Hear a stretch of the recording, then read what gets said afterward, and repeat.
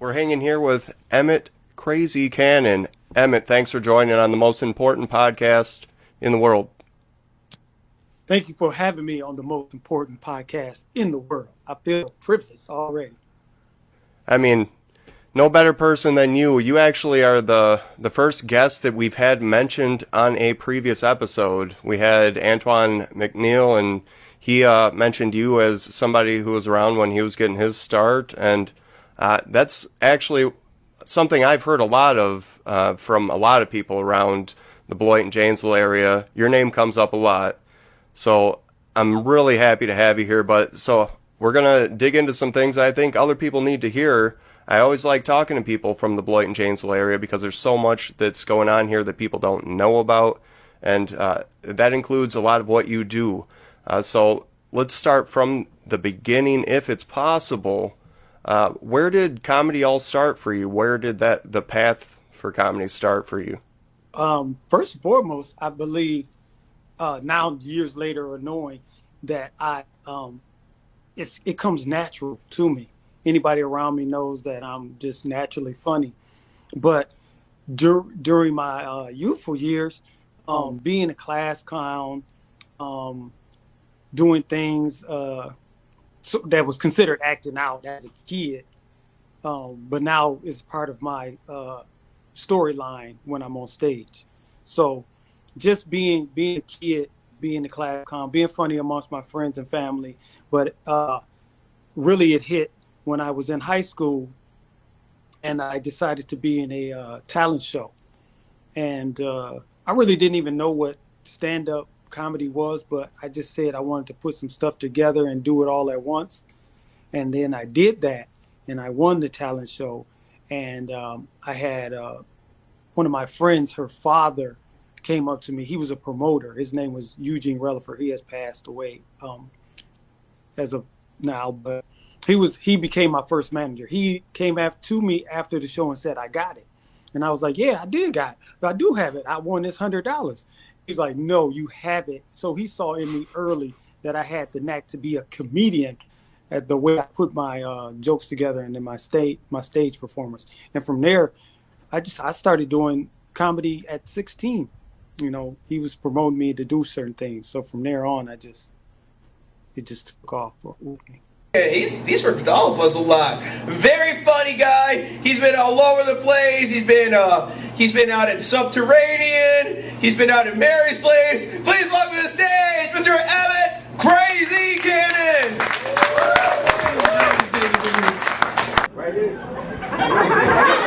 Yeah, damn.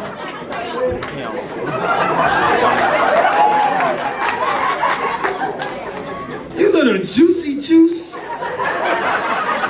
Weak baby. Y'all got the whole game fucked up, you 90s babies. And look at how he's dressed. See, this is a grown folk party. He won't, you better answer this right. Let me take a stab in the dark. Are you from Chicago?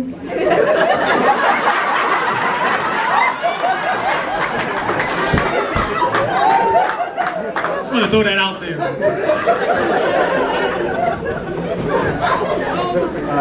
Where you from?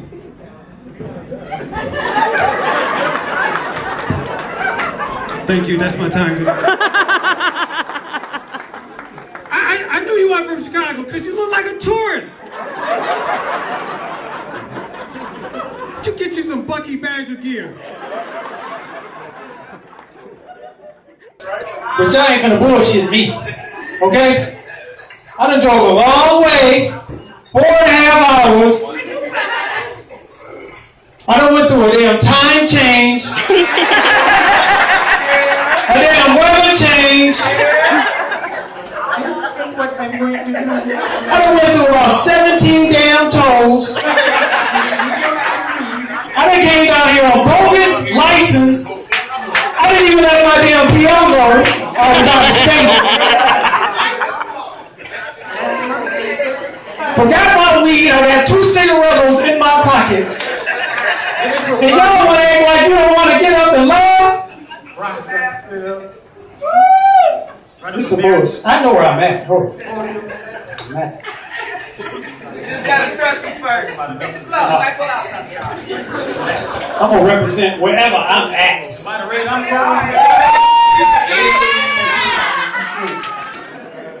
Who were the people that made you laugh when you were younger?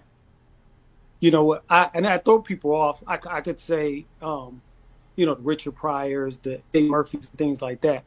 But being that in my era growing up, the real people that taught me comedy and how to do it was Carol Burnett, because she had a variety show, and I like to do improv. So she had her show. It was the Carol Burnett. It's the Lucille Balls. It's those people, because I watched them, and they just had it where they did comedy on the film. So it was those that got me, and then it became the stand-up comics as the Richard Pryors. And my comedy range just goes wild from different people that you wouldn't even believe that I would take pieces from. Not so much still their material, but just the way that they do comedy. So yeah, that would be. Everybody's different on their approach to comedy. Are there certain elements of comedy that are like critical for you in your approach? So you're speaking as far as, do I tap into politics or worldly issues or things like that? You know what? Normally I try not to do those type of things, and not because I want to not really offend people, but I believe that it's so beaten in the news, beaten on social media, and everybody puts their opinion on it and talks about it. So what I just do is try to be right in the middle and talk about some other things, right? Because if I start talking about something and another comedian or 12 other comedians have spoke on that subject, then I don't feel like it's funny. And I try to give people the most funny thing. Now, if it's, I will, or I'll put it in my own way. But really, I just try to give, I give you the now. When I'm on, if you ever see me do comedy, I give you the now, right? So if I'm doing my comedy stand-up, I'll talk about what's happening in the room right then. So people be like, wait a minute, he didn't write this down because this just happened. So I should give you the now. That's more my lane. I want to give you the now. Mr. Emmett Crazy Cannon! To see me and you want to laugh, we're going to do this just, I'm going to give you what you want. So I'm just going to ask random people, what do you want to hear? Shit about Rush Limbaugh. Damn, what's the way? Somebody black. I got black jokes. She want to get all political and shit. What the fuck I'm going to say about him that ain't nobody else said? Or that he ain't said about himself? And I just like to end by saying that, Rockford, you have some of the, you have some different homeless and crackhead people here. They're different. I was coming out of the gas station, and before I came in, there was a homeless guy, or crackhead or whatever. I don't like to mix the two. But, so he asked me for some money, and I was like, pay for gas. I'm tapped out. So I go in, pay for the gas, I'm coming back out. He was still standing there, looking at me. He was giving me them googly eyes, so I didn't want to give him real good eye contact. And as I was putting my keys into my pocket, or pulling them out rather, a couple of dollars fell out. And he looked, and he kind of made a comment like, oh, I thought you was broke. And so I felt bad that happened, but I still picked it up, and I was still going to walk away. And then he was like, he hit me with the, God bless you too, sir. I said, oh, he got me with that one. And he kind of got me. So I put him in my car, and I dropped him off at the crack house.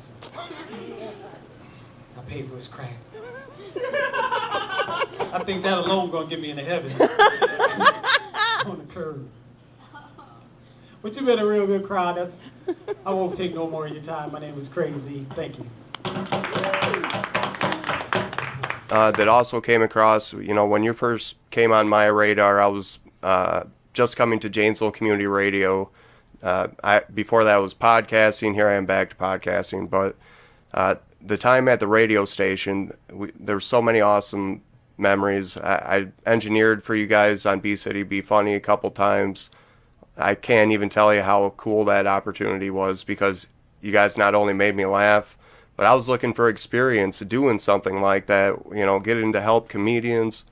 Like I said, lifelong comedy enthusiast myself, but just getting to sit back and watch you guys, it was amazing. Tell us about some memories at the radio station, because I know it's just one of a bunch of things you've done. Like you said, you're always busy in the community, and that's what we were doing at the radio station. But tell us, some memories you had from there. So it's funny. Rest in peace to Vicky Lim, which is 1/3 of BcityBfunny, and also with my friend Des Miller, Des Uncensored. But when we first started on the radio, doing the radio show, we actually were put on there as a guest for Yuri, and so we were a guest for Yuri, and we was talking, and we jailed. Listen. You'll probably never find a friendship like ours. 3 comedians that just jail. We just feed off each other. And so we was coming there to do the radio show, and we sitting there and we talking and we just being ourselves. And he was like, "Have you guys ever thought about doing radio?" And we were thinking, yeah, we on the radio show right now. We're talking to you. We were happy being a guest, but he was like doing an interview for us right then on the spot to tell us that we could do a radio show. And so then when he finally told us, no, I think that you would be great, all 3 of y'all, to do a show together. So we decided to do that. Then we came up with the BcityBfunny Live. And we didn't want to really just say what type of topics we talked about. We didn't want to be offensive to nobody or whatever. We just wanted to show people us and make people happy to get themselves relieved from the day and call in and listen to us. But we've had so many different memories there, because we never came with a script.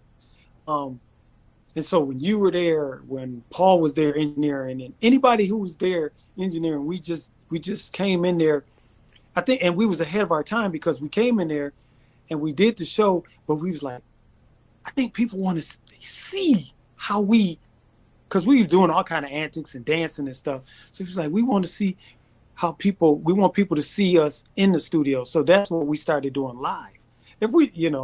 So now everybody does live podcasts and stuff like that. So we were kind of tapping into that field without even knowing it.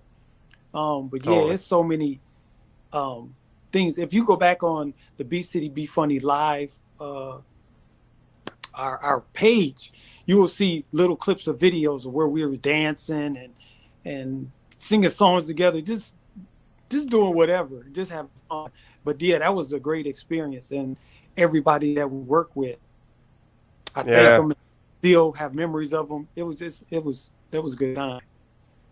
Definitely. Like you said, I definitely had the impression it was kind of outside of its time, because just almost everything going on at that radio station was different. And I mean, those are great things. Everybody needs something different, and that's what's great about a community radio station. But we really had it going.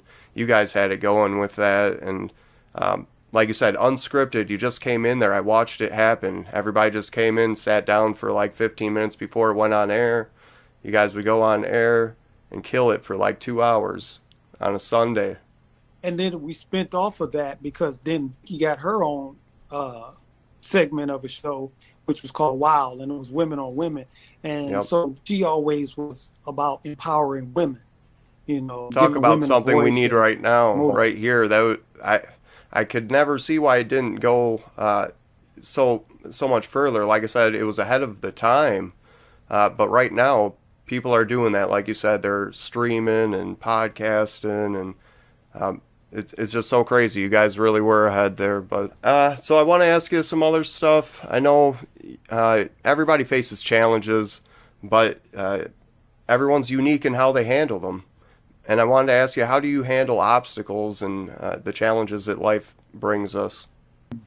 That's a very good question.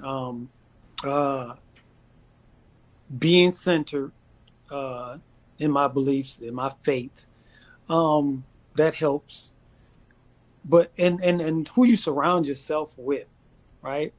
Who you surround yourself with. Being a comedian, just per se, I do a lot of other things, but since we're speaking on comedy or whatever, being a comic, just as a recent, I had a friend that I was talking to, and I was like, you know what, I'm going to pursue comedy 100% now, right? Because I was working and doing comedy because I didn't want to be a struggling comic, and then raising my kids. So I didn't want, I love the comedy, but I didn't want to take away from raising my kids. But you got to have a group of people around you that this is how I feel, that believes in you more than you believe in yourself. Because some people are like, man, comedy, oh man, you really want to do it. I know you're funny, but you really want to do that full time?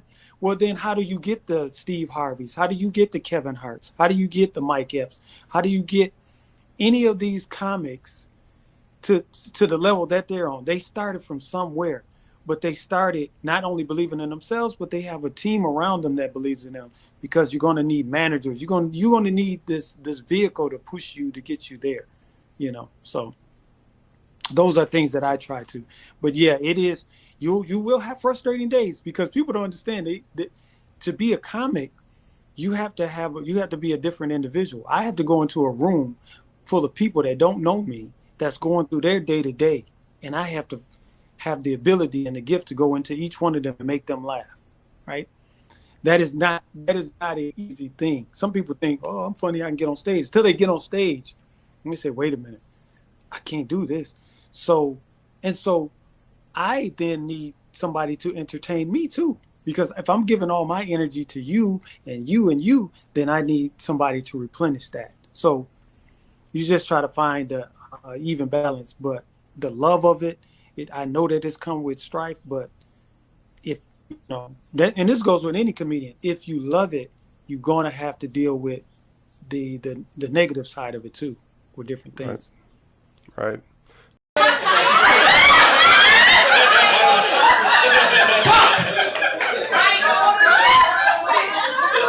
I thought I was doing something. I put this shit on like, yeah, I'm gonna kill him tonight, baby.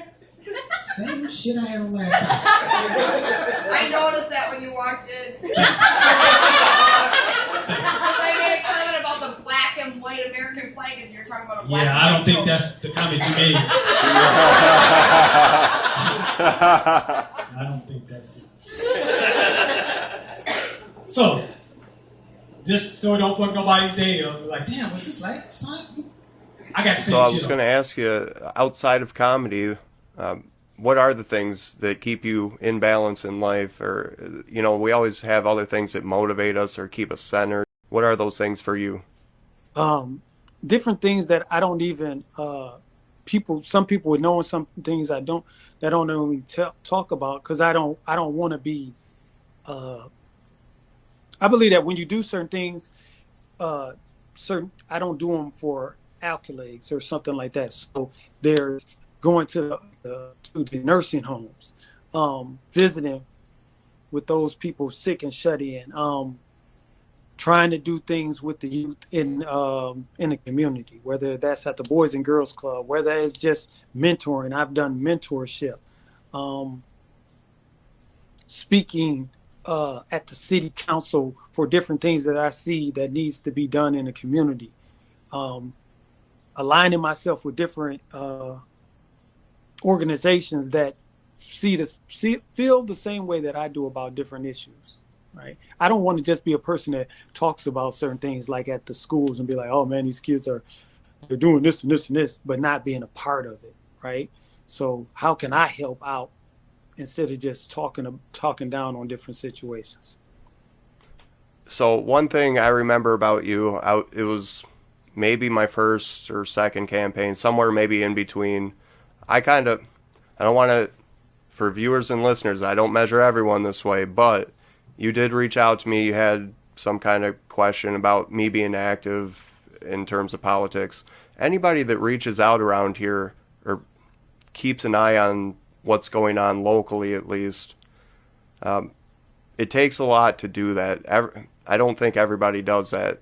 And I didn't get a lot of people reaching out to me personally, but you did, like I said, and I got to tell you, it stood out. So getting back to, I wanted to ask you about this upcoming comedy show. You're doing one on the 24th of November. Tell us about this show, who you're doing it with, what's going on. Okay, so on the 24th of November, 2023, in Beloit, Wisconsin, at Emmanuel Family Life Center, I will be doing Emmett Cannon's comedy tour, right? And it's the first of many that's going to attach itself and run throughout this state line area. And the topic is I Survived Child Support, right? And that can come with a whole lot of meanings. So for everybody, I want everybody to come out and hear my story, my survival, my story on that. But it's going to be a great show. I'll have music performance opening up by the very good songstress Keziah Dubois, and she's from the this area. I'll have one of my good comedian female friends from Milwaukee, Wisconsin. Her name is Betty Garner. She's going to come down and open up with some comedy. We have a DJ Proper. He's very known in this area. So the lineup is very good for the show. Then on me being a headliner. And if you want to come out and have some good food as well, we have Blake Fleming, and he has his own taco business, which is Taco Man 608, right? So come out and get some good food. Come out and get some good comedy, good clean comedy. That's what I'm starting to do. Not that I was really raunchy before, if anybody know my comedy, but I want to do cleaner comedy. There's a lot of people that don't want to come into a bar or something like that, and I get it, you know. Mm-hmm. And so, but they want to support me. They want to hear my comedy. So I'm giving you an environment to come in and get some good comedy. Day after Thanksgiving, Black Friday.